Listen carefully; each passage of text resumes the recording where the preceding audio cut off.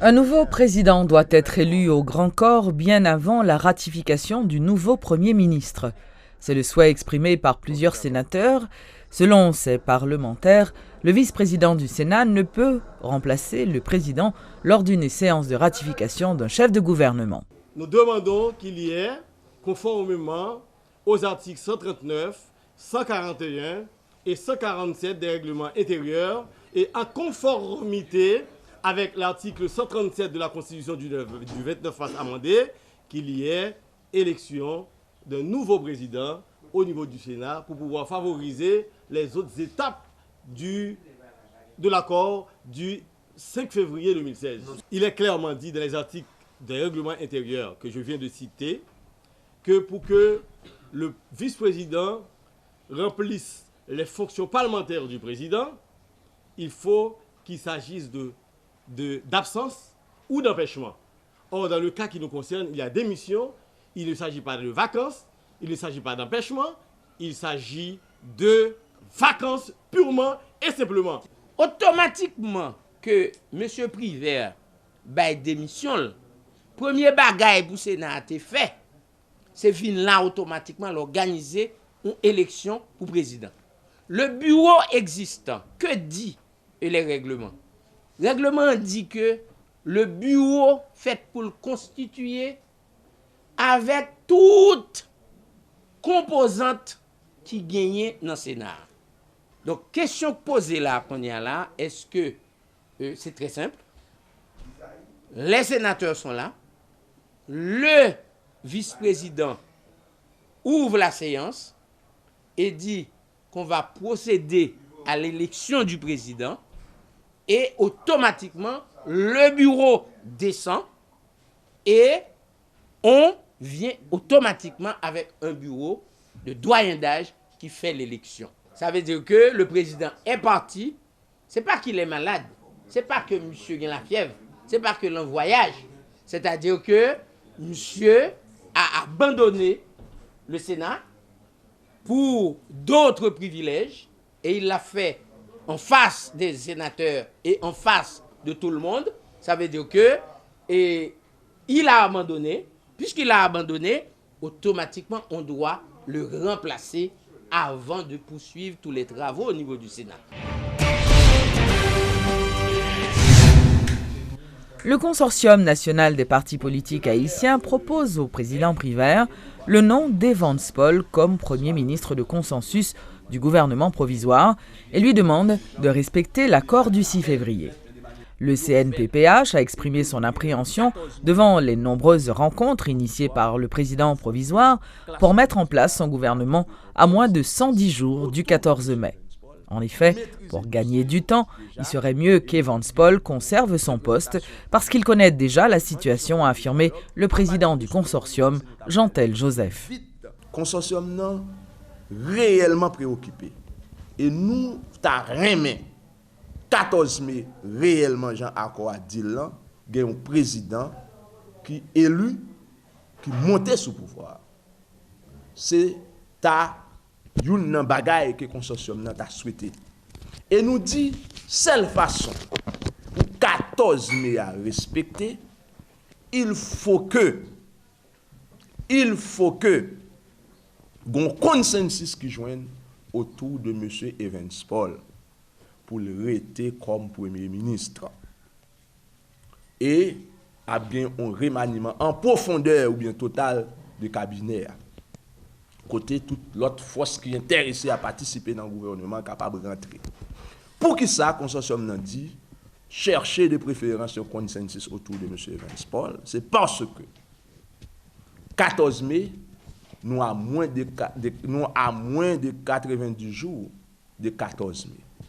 Tant on prend pour qu'on fait consultation pour arriver avec un Premier ministre, eh bien, délai pas capable de respecter. C'est ça que fait, nous-mêmes, nous faisons proposition ça. Nous avons un pile respect pour ensemble l'autre personnalité que vous proposez journée aujourd'hui. Tant qu'une personnalité, tant que Mme Maniga, il y a des valeurs que nous gagnons pour que ça nous pas réservé pour après 14 mai, le gouvernement définitif, les ça nous ka venir avec eux. Consortium nan croit que si nous besoin sortir dans crise là pour question gouvernement, faut nous chercher trouver un consensus autour de monsieur Evans Paul.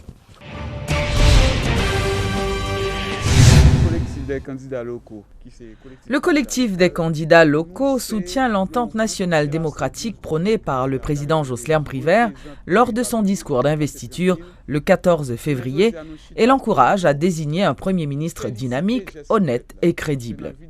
Le coordonnateur du CCL, Sius Fanley, a réclamé le respect de l'accord du 6 février tout en dénonçant les tentatives de négociation pour désigner un Premier ministre.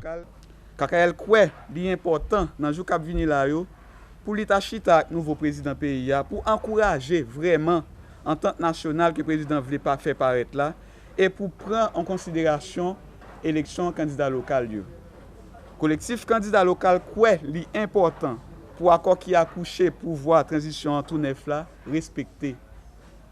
Kazek Azek délégué ville qui était inscrit dans course là attendre sans perdre du temps cabinet ministériel là, qui doit gagner en tête un premier ministre dynamique, honnête, qui croit dans le pays, qui pas jamais participé dans des actes malhonnêtes dans le pays. Aucun ministre stylolite, gros trip qui était dans le pouvoir avant, pas gain droit participer dans le prochain gouvernement. Le processus de la mise en application de l'accord signé entre l'ex-président Martelly et le président provisoire Privert va bon train. C'est l'avis de plusieurs organismes de défense des droits humains et de la société civile qui ont rencontré mercredi le président provisoire. Ceci dans le cadre des consultations pour désigner un Premier ministre de consensus. Et ce premier point, nous-mêmes au niveau organisation de l'Harmonie, nous avons surtout chita sous profil un Premier ministre capable de gagner pour diriger la transition. Ouais, profil nous dit c'est profil un monde qui est ouvert au dialogue, un monde qui connaît l'État, un monde qui inspire confiance tout acteurs politiques, acteurs sociaux, un monde qui est capable de dialoguer avec diverses entités dans le pouvoir et diverses entités dans la société. Ça veut dire qu'il est capable, qui a une culture de dialogue, une culture de travail ensemble et qui est capable de joindre confiance tout le monde. Non, le président a informé nous qu'il y a Mme Maniga Solistan, qui est plateforme justice proposée, et il y a M. Jacques Samper Solistan, qui est G30 et allié proposé. Il y a M. Éric Pierre Solistan, qui est un groupe politique proposé. Et il y a tout Edgar Leblanc-Fils, qui est un groupe parlementaire proposé, et certaines organisations de droits humains et de la société civile. Il y a même une discussion qui est venue avec M. Fritz Jean, qui est ancien gouverneur Banque centrale de la République d'Haïti.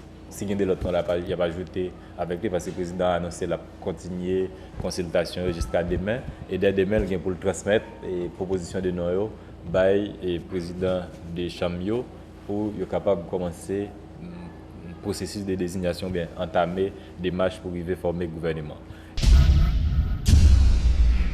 La plupart des témoins de l'affaire Clifford de Brandt sont menacés. Ce sont là les affirmations de Réginald Delva, qui dit être convaincu que des responsables importants de ce gang sont toujours en liberté et tentent par tous les moyens de manipuler la justice encore aujourd'hui. Monsieur Delva, qui fut secrétaire d'État à la sécurité publique lors de l'arrestation de Clifford de Brandt, incite donc la justice à permettre aux victimes d'obtenir réparation pour le préjudice subi. Il y a des gens qui connaissent que le dossier n'est pas là seulement.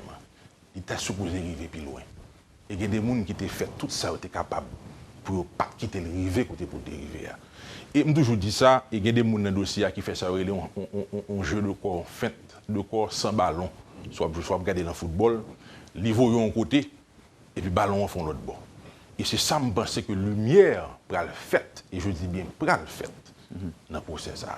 Et c'est ça qui fait que l'homme par la commissaire gouvernement, moi, dit qu'il prend toute disposition pour que tout le monde qui témoin dans le dossier ça capable de permettre que les victimes fassent le deuil, ou pas capable de remettre les gens dans la salle perdu.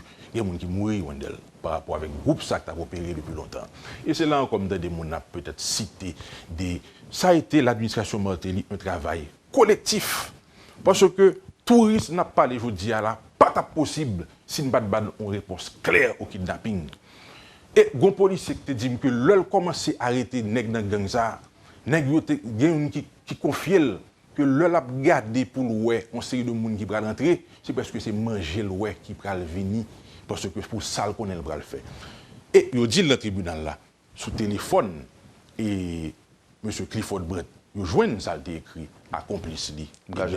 Qui ça par exemple? Si nous étions jeunes, nous étions là en décembre, c'est Rel Kamagorel. Donc décembre, on est ça le fait. Décembre, il a été arrêté quelle année? 2012? 2012. Il a été arrêté en octobre. Donc l'équipe se préparait déjà. Parce que le monde a rentré, le pays a le bel. L'administration militaire avait lancé un signal très clair. Ce n'est pas que Wendell, avant de CPJ, pas contre travail, non. Évidemment, il y a eu la technologie, on a renforcé le travail des policiers. Mais ce n'est pas plus bon, nous venons plus bon que Mario André Sol qui était de CPJ à l'époque, Franz Terbilus qui était de CPJ à l'époque, Godson Aurelius. Les résultats qu'on a eu, c'est parce qu'il y a eu cette volonté au plus haut niveau. C'est parce que le président Martelly Mbajambi, l'homme secrétaire d'État, là pour remettre moins en piliation, il dit, secrétaire d'État, fait mes kidnapping ça, moi d'après.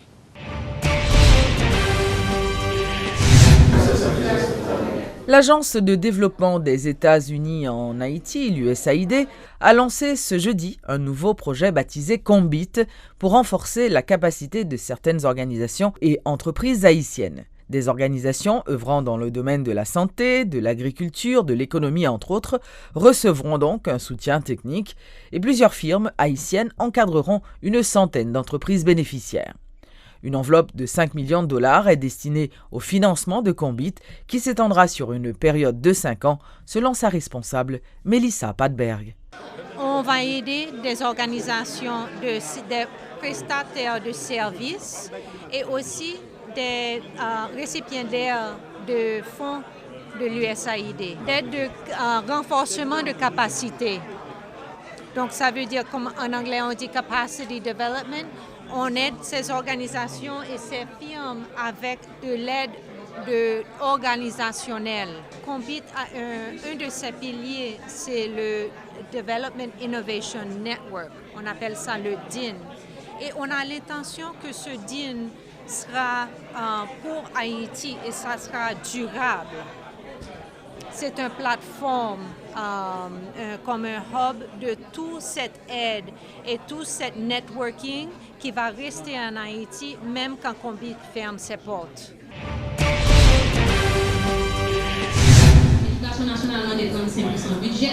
Le groupe Croissance a organisé ce jeudi une séance de formation à l'intention des étudiants finissants de l'Institut haïtien des hautes études commerciales économiques afin de sensibiliser ces jeunes sur leur rôle à jouer dans le cadre du projet intitulé « Participation de la société civile dans le processus budgétaire haïtien ». Suivez donc les explications de la consultante du groupe Croissance, Mélinda Jean-Baptiste. L'établi depuis quelques mois déjà, ce n'est pas la première formation. Nous faisons plusieurs formations à travers le pays, dans l'Artibonite, le Nord, le Nord-Est, le Nord-Ouest, vraiment tout le pays, les 10 départements, avec des groupes de la société civile organisés. Nous faisons le tour avec des étudiants et d'autres groupes qui parlent dans la société civile organisée et même les écoliers au niveau des secondaires. Participation société civile en général dans ce qu'a fait dans le budget. Pour que le budget pas apanage seulement des instances publiques, exécutifs qui proposent des lois, parlement qui votent. Parce que après tout, décision que prend par rapport au budget, il y a des impacts sur toute la population du pays. Donc, la société civile en tant que force, en tant que pouvoir, c'est une des principales instances que actuellement, en termes de développement, que attribué un poids assez significatif pour faire en sorte qu'il y ait plus de transparence au niveau de l'État, au niveau des finances publiques en général. Donc nous vraiment situés dans le cadre de ça, c'est mon bagage qui est nouveau en Haïti, encore moins.